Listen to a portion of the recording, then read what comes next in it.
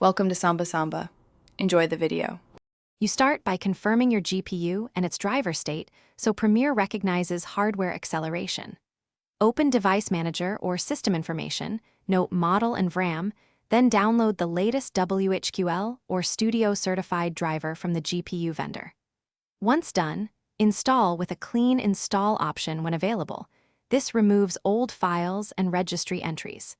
Make sure to reboot after driver install. If you have both integrated and dedicated GPUs, disable the integrated temporarily to force Premiere to buy. Next, update Premiere Pro through the Creative Cloud desktop app to ensure compatibility with current drivers.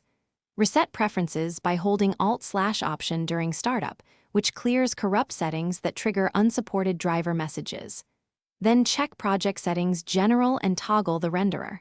First try the hardware accelerated option, but if it fails, set to software only to continue editing. Once configured, close and relaunch Premiere so the Mercury playback engine reinitializes with the new driver and preference state. Finally, if the unsupported driver error persists, perform a clean driver uninstall using the in Windows Safe mode to remove remnants and then reinstall the certified GPU driver. Next, reinstall Premiere Pro or roll back to a previously working version via Creative Cloud. Make sure Windows updates and motherboard BIOS are current and verify GPU-related BIOS settings such as PCIe mode.